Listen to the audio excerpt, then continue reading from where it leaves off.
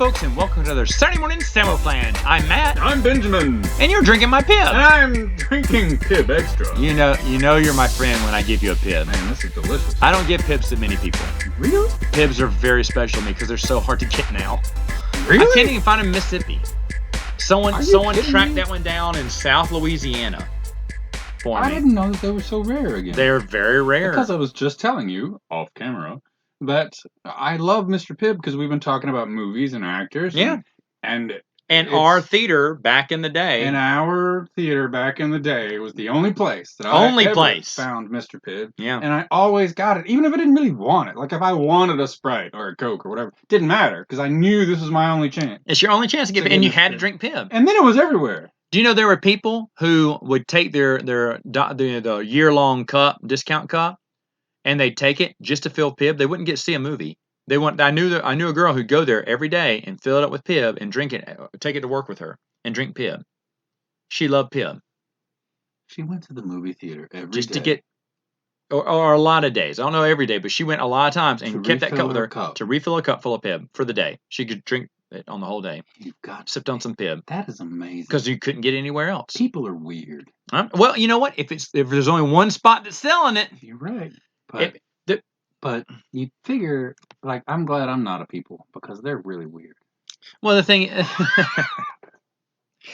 the same thing with Surge. You know, Surge is available here in Monroe because we can it. Surge! But everywhere else you can't get it unless you go, it's an Amazon exclusive. So, ladies and gentlemen in Australia, if you would like to try some Surge, one of the most caffeinated drinks ever made. Back in the day, because it has been altered since due to safety reasons and heart attacks. You can contact Matt Wilkins at 123 Friendly Street. I'm telling you what. It's not a real But I had a Surge the other day. I'll get one every once in a while, just for old time's sake. Well, I don't drink them that much. I should have saved the popping of the top sound effect for when we were recording. I'm sorry. I waited for you to pop it before we did the intro. Preposterous. I know. Anyway, moving on. Murray. Bear Murray. Where Murray? Murray. Oh, yeah. Bill Murray. We're going to talk about Bill Murray today. Bill Murray. And it's going to be wonderful. And Garfield's not going to be in the top 5. And no. Not even Garfield is going to be mentioned as the Raspberry Award. But you know what? As much as he pokes fun at himself for Garfield, I'm okay with it. Hang on. Bill Murray seems like a cool dude in real life. How much? You always hear Bill Murray stories, you know? Yeah, they're real. And you don't know if they're real. You don't know if they're real. There's a whole documentary about it. Well, the thing is, some of those stories, it's like, I can see Bill Murray doing it, but did he really do it to you? How much money did Bill Murray get paid for Garfield? I don't know. Let's find out. I said. I don't know. Never mind. Anyway, so Bill Murray, this was an easy list to make. Really? For me, it was. You? Ish. Okay. Yeah. I mean, not every movie he makes is a classic. I found out there's a lot of cameos that I've really enjoyed with him in it, but I don't count that because what's it called? What's the zombie movie he did a while back? Yep, I thought about that too. It's great, but he's just a cameo. Yeah. Oh yeah. He's great for a second, but he's the best great part. He is one of the best parts for me. So, well, I'll go ahead and start. Please. Number 5. I saw this a few years ago. Actually surprised me. Scrooged. Forgot it was decent. It's the modern day, at the time, 90s classic of Ebenezer Scrooge. And I enjoyed it. Did we talk about crossover? We did not talk about crossover. And I will go first. At least already. I will say there is going to be, I will be bold and say there is 3 crossovers. 3! Where will you go? Because we got a lot of movies to pick from, so I got to go lower than with 2. So you go 2. All right, so we got 1. Yeah, 1. We got one. Where is Scrooge for you? Oh, God, it's going to have to be 3. No, at least 2. Whoa! Ooh. I think it's a good film. See, the thing is... Wait a minute. What did you say? I think it's a good film. Yeah. Scrooge is wonderful. It's great, but I probably wouldn't have it on my top 5 if I hadn't recently seen it again. Because I did not...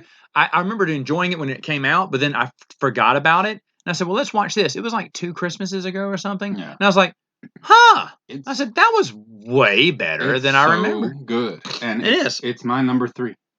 Actually.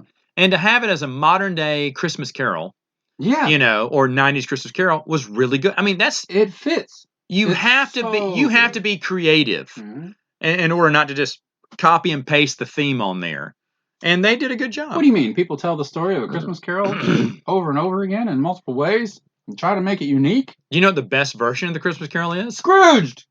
Muppet Christmas Carol, but Wow. we're Marley and Marley. Oh, we're Marley and Marley. Come forth and know me better, man. Whenever I read Charles Dickens, I hear the Muppets' voice. They get into it with you. Okay. I just love the Muppet Christmas. Yeah.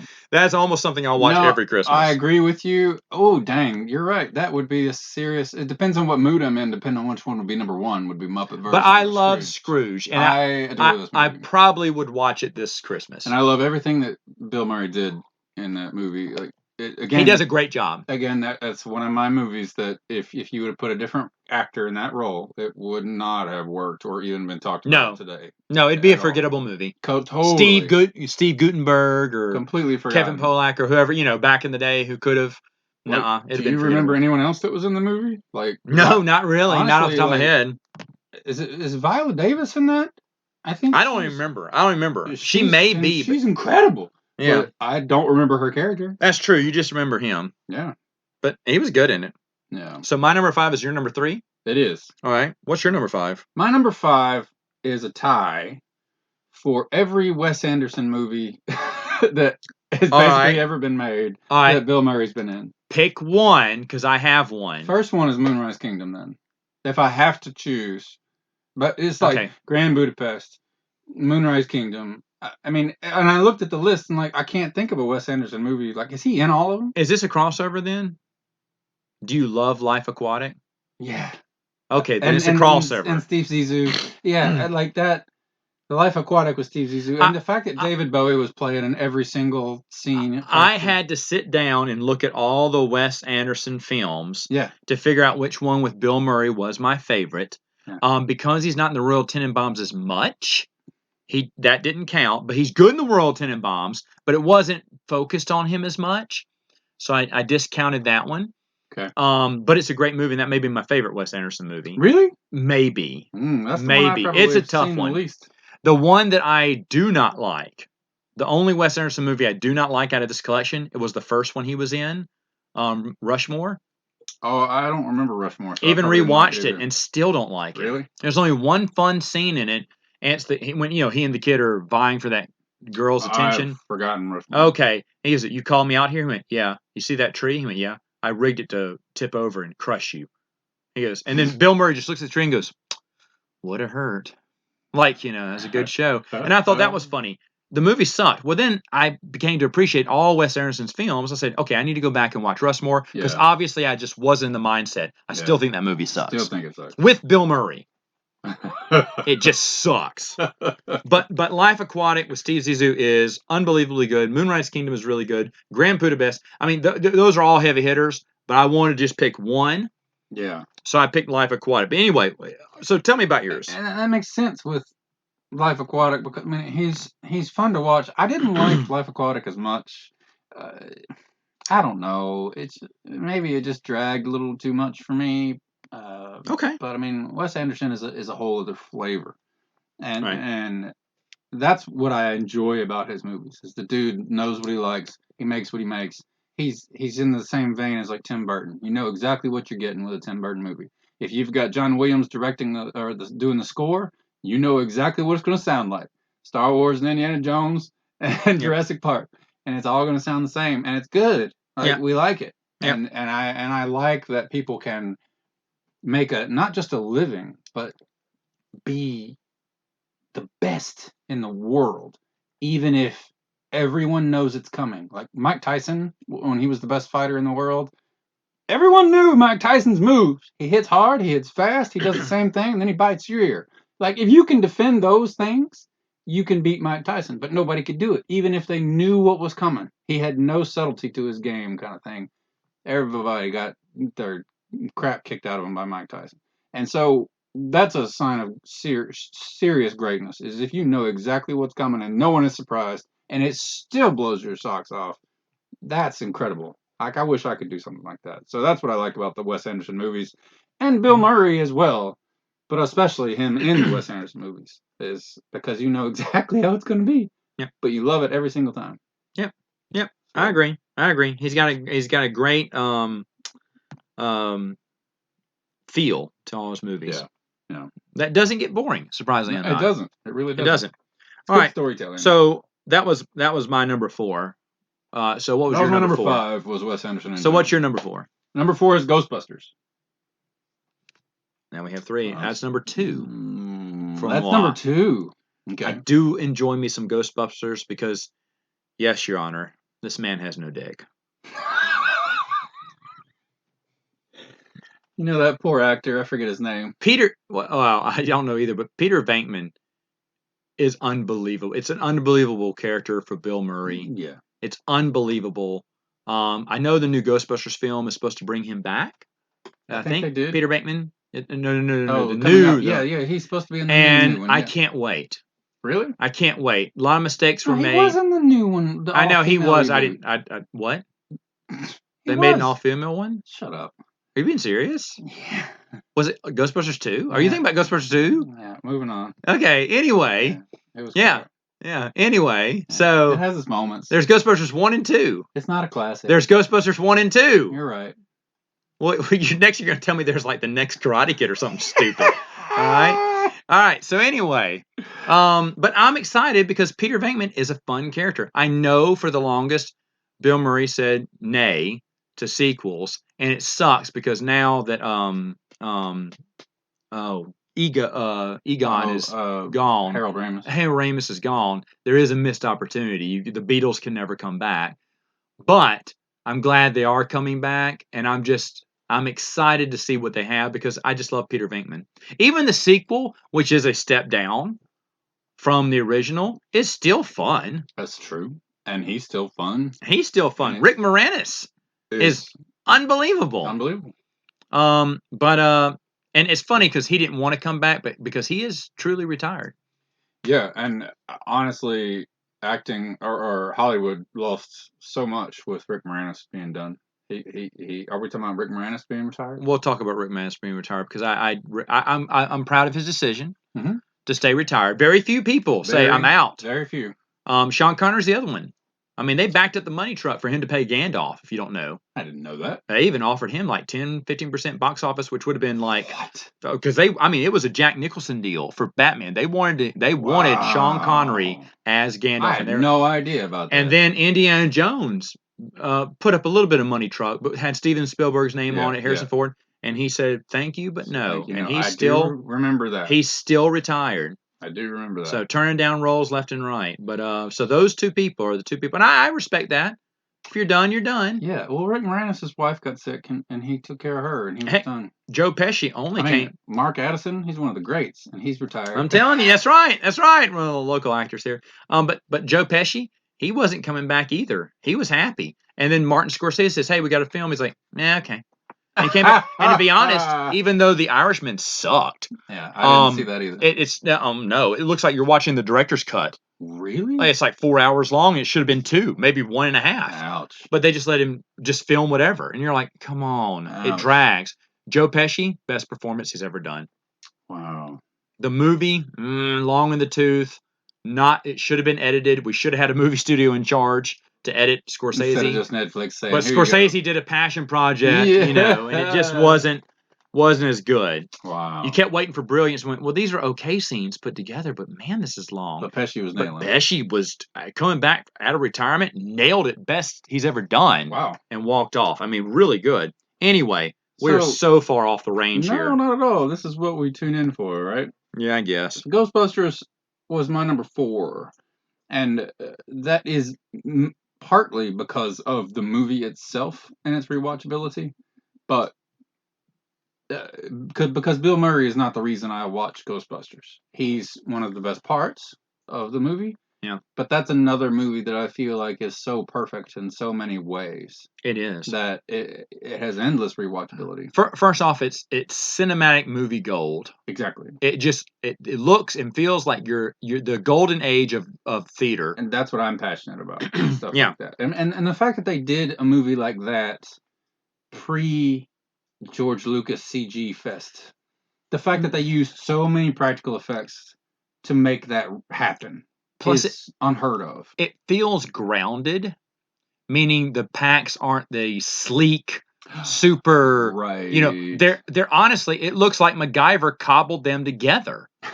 When you think about it, when you think about proton packs, you're thinking, oh, we're going to make it slick. We're going to make it, silver or black, or, it's going to have the laser beams going. No, they said we're going to make it clunky because these are scientists, kind of kooky, walk around with bricks that don't even look like a small, it's not one cylinder brick. It's just, it looks like junk put together, but it felt, and then switching it on, the big switch that switches on. It looks like someone has a vacuum cleaner on their back. Okay. Yeah. It wasn't meant to look pretty, but it grounds the movie a little bit. Right.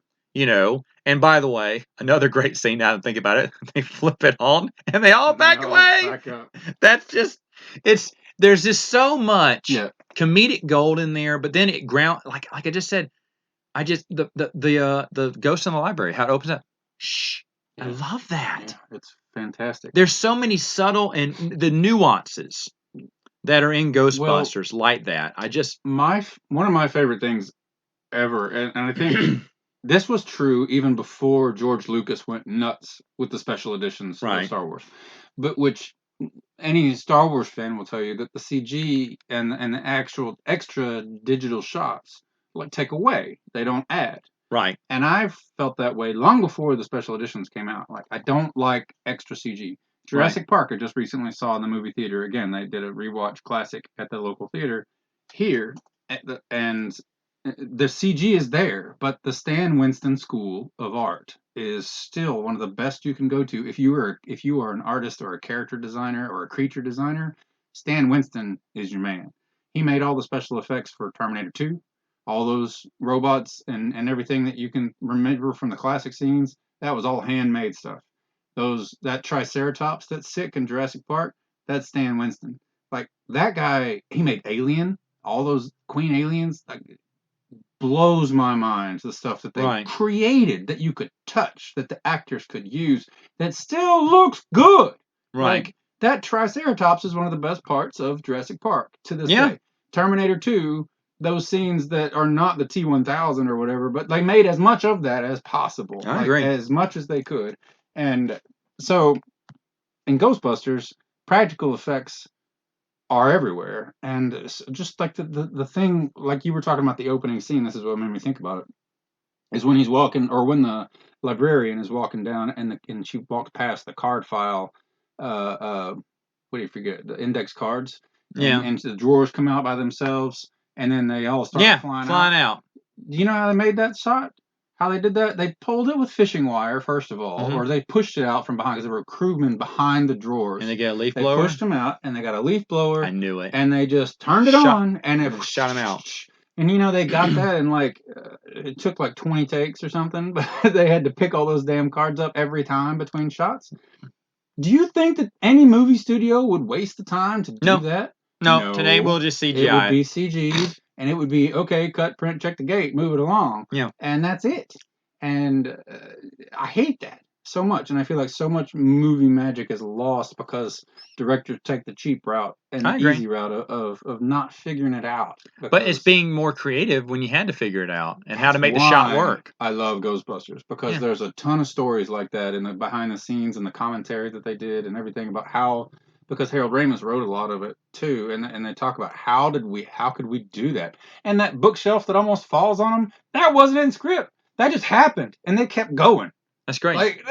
And that takes a lot. That takes a lot of professionalism to keep in the scene and keep going. It takes those guys to do that. That's not just professionalism. That's legendary. That's great. Rick Moranis, again, excellent in that one. Just funny.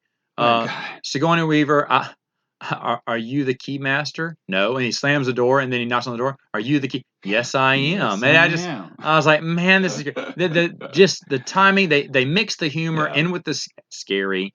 Speaking of aliens, she came off of Aliens because she wanted to do a comedy. She approached them to do that because she wanted to be in that. Oh man, it's great. Yeah. Everyone is perfect fit for that movie.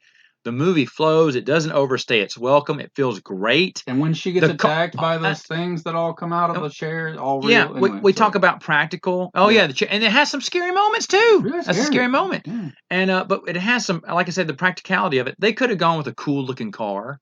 They got a hearse. They got a hearse. Yeah. And I just love that. But it kind of kept that movie to where we're not pretending to be cooler than what we are. We're a bunch of crackpot people who just came together. Yep. And we're fighting ghosts and everything. But it was so good. The most probably amazing thing that I can think of as far as producing and filming it is, I don't remember the exact time frame, but I think the entire movie was shot in like 3 months or 6 weeks. Really? Absurd short amount of time, because they approached him and said, "Hey, we want the movie for this time and date," and they had to get it done. Reitman, yeah, he said, "Okay," and he was like, "Oh my God, what did I just say yes to?" And they had to get the whole thing done in like 6 weeks. They nailed it all, and they did it, and somehow they did it. Mind-blowingly good. I agree. All right. Well, my number 3. We already got to your number 3, right? Mine was Scrooged. All right, here we go. Hit it. I'm looking at you in the face here. What About Bob? What? I love What About Bob. We just recently watched that. Not even anywhere near my honorable mention. Shame on you. No. Shame on you. I was so disappointed in that movie. And What About Bob? Richard Dreyfuss. Oh my God, your house. That's great. And no. That's great. Doc, is this some kind of new therapy? It's just great. I absolutely love it. I got nothing for What About Bob. Oh, man. What About Bob is great. In fact, I showed it to my nephews for the first time at the beach. Absolutely loved it. Absolutely loved it. It's a great film. Made me appreciate it more. In fact, probably moved it up the rankings here. It would have been number 5, but it moved up to number 3 because of the second watching really benefited. No, my reaction too. I was like, man, this is really good. Better than I remembered. Better than I deserved. I don't care. We're already at 3 crossovers, so. I mean, we're going to hit that 4 crossover. I'm almost positive now. We're going to have to, looks like. Because have you gotten your number 2? You need your number 2 now. My number 2's still on there. What is it? No, we sniped my number 2 was Ghostbusters. Oh. Number 2 for me was Ghostbusters. Oh. So we still got both number 1s, and you got number 2, unless you hit me for unless you snipe my number 1. Haven't we already talked about my number 2? What was your number 2? Pretty sure we've already talked about it. It's Groundhog Day. Like, haven't we done this haven't before? Talked about that because that's my number 1. Are you sure we haven't done this before? It's a good one. Yeah, you like it now? It's my number 1. Okay. There's our crossover. There's another crossover. It's 4. Anyway, yeah, go ahead. Talk about Groundhog Day. I'm very interested to hear what your number 1 is. Groundhog Day was the first movie I ever spent my hard-earned money on DVD. That was the first DVD I ever owned. Wow, I did not know this. And it was set up in my house in college, and I had a brand new DVD player, and I had enough money for 1 DVD, and I chose Groundhog Day. And I watched that movie all the time, not for lack of options, but because I just genuinely loved it. And I love the storytelling about it. I love all the actors in it. And, he and his brother, Bill Murray and his brother do a lot of stuff together. And his brother's the mayor. And there's nothing about that movie I think I don't like, with at least Bill Murray. But like... Mary Elizabeth, whatever her name is. Mary Louise. Yeah. Yeah, whatever. Forgettable, right? Like, she's okay, but it could have been any girl. The other characters are interchangeable. I don't know. Needlehead Ned is probably that guy. He's great, phenomenal, and I adore him. But very much character actor, I guess. But there's nothing about Bill Murray's performance in that movie I didn't love. It's great. I think that was the first time we've ever seen Stuck in the Time Loop. Yeah.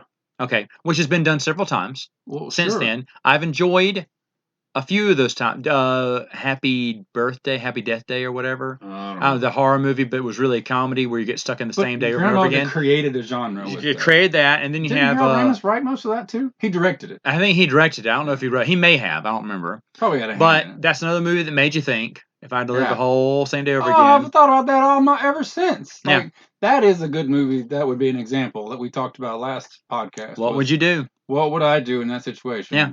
Oh my God, did I fantasize about that all the time? Like, how do you make it the perfect day? But it wasn't the perfect day. So what would you do with the terrible day you had, and you had to do it all over again? What would qualify as the perfect day? Like, how do you how do you get out of it, right? And then, as perfect as he tries to be, he's just not doing it right with that girl. Yep. I just, there's so many things about that. He saves the kid out of the tree every day. He does this every day. At first he's bewildered. Then it goes to just, I want to die. Yep. I want to end myself. I don't care about life. And would you do that? Be selfish. Like, and it's like, okay, finally, I know I'm not going to die. I can't stop out of this, so I'll just improve myself. So here's what I took out of it: is that if I'm having a day, just go to the diner and eat all the donuts. And I don't blame him. I mean, a lot of that stuff I would do. Look, live your life. That's what I would do, man. She's like, "You're a pig." Mm-hmm. Yeah, it's just such a great scene. It's based off of a holiday or a day that no one really recalls. It's not that important. They could have called this Columbus Day. It'd been just as entertaining, or Veterans Day, or Memorial Day, or Labor Day. Go with Groundhog's Day. I love that. Look, the only reason Groundhog Day is on the calendar is because of this movie now. Like, honestly, it's the only reason people think about it. And but it's so much fun. It's so much fun. It never gets boring. You can watch this movie again and again. You know the ending. You know the lines. And some, the scenes are done again. The same scene, but it's done a little bit differently. Thing is, though, I could watch it over and over again. My only qualm with the storytelling, I guess, is like, why? Who do you know who gets in the shower and then turns the water on? Like, nobody does that. You turn the hot water on. Yeah. You wait 5 minutes, especially if you live in Minnesota. If you're in a movie, you do that. If you're in a movie, you do that. That's the only, like... If you're in a movie. Like, the movie's preposterous and obviously can't be real. True. But that's the part that I'm like, that's not real. For comedic gold. For Bill Murray to experience a cold shower. That's the reason we're doing it. There we go. Yeah. But that is my number one movie. I can watch that 1,000,000 times. I totally agree with you. I am so enthralled. I have no idea what your number one could be. Hang on. I have no idea. Are you saying that Groundhog Day is one of your number ones? It is my number one. Of all time, any movie, any genre? Oh, no, not there. I'm asking. But it's good. Where do you think it falls in your, like, top forevers? That would be a great question. I cannot think about that. Maybe in the top 10?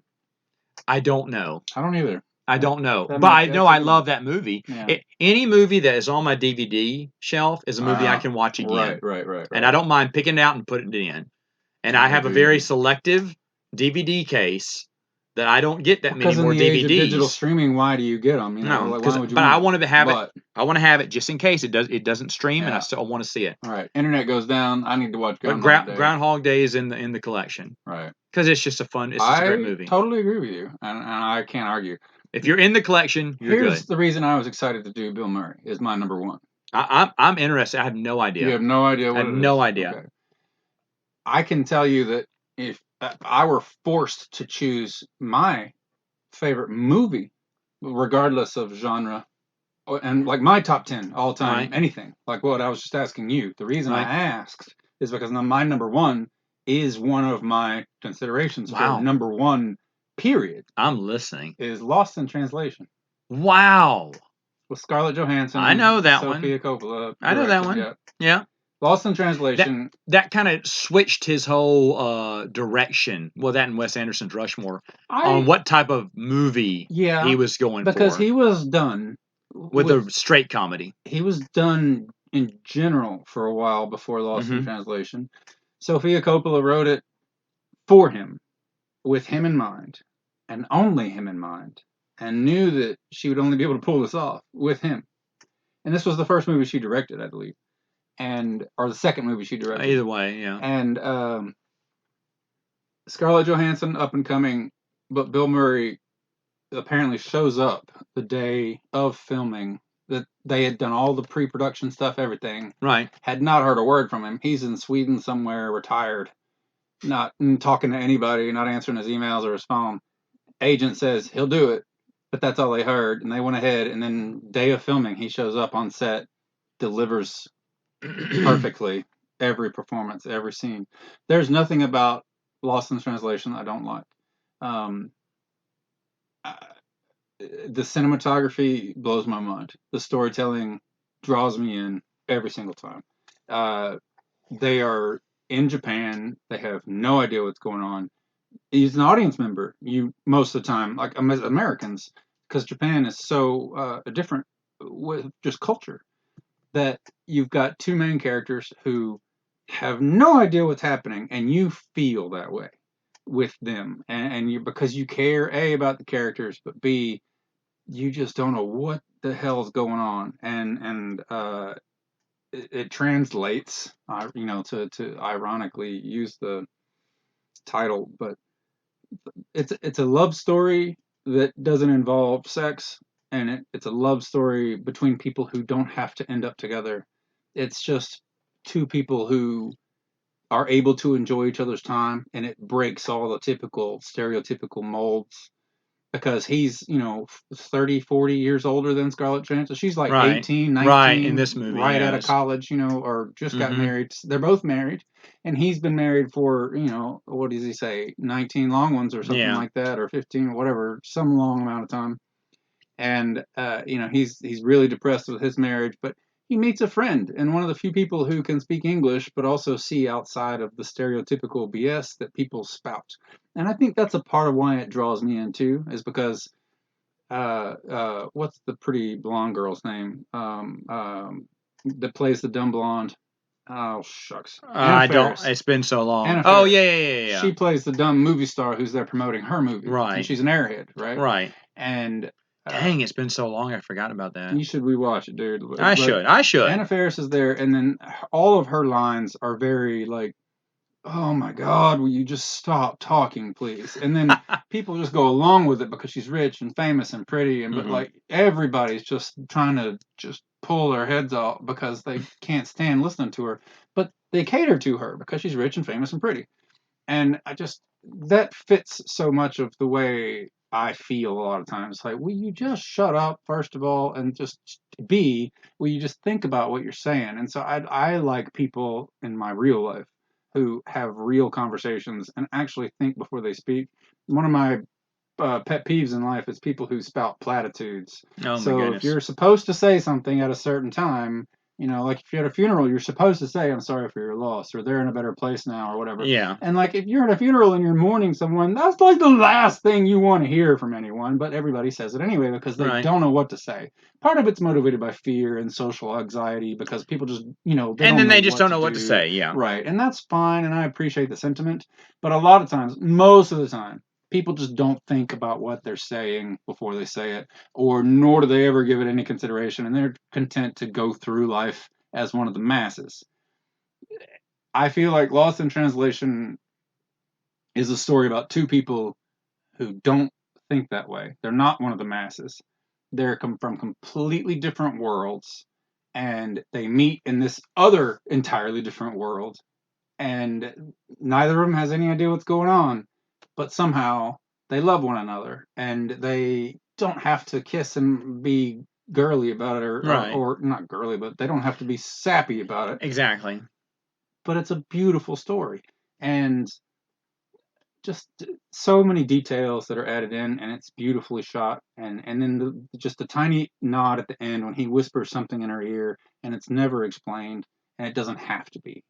And I like when movies do that. what's one of my top five favorite things in all movies is like, if you do something and you do not explain to me why it happened, fine. You don't have to tell me that midichlorians power the force. Right. I don't need that. Yeah. And that's what this was for me. Like, he whispers something to him, and it's only special to those two characters. Now you can go through and there's enhanced sound effects or something, and they have figured out what he said to her somehow because it was such a mystery. And you can read it, and it's not nearly as interesting. Like, I've already forgotten what it is. It's my favorite movie ever, right? And I've already forgotten what it was because it didn't matter. It's better if you don't know what he says to her because it's just spectacular. There's nothing about it I don't like. It's in my top three of all time ever anything. Probably Star Wars Episode 4, Lost in Translation. Like, right there. Right up there with them. Yep. I mean, all of the best movies I've ever seen in my life. And only Bill Murray could have pulled that off. And Sofia Coppola knew it when she wrote it and directed it, and he does. And there's no one else that could have done it. It's phenomenal. And the fact that he cares for her and takes care of her and doesn't expect anything back, and it's just just a human to exist with that's not one of the masses and not awful, but have a connection with somebody to have a connection with so that you can live your life and feel like you're really living it.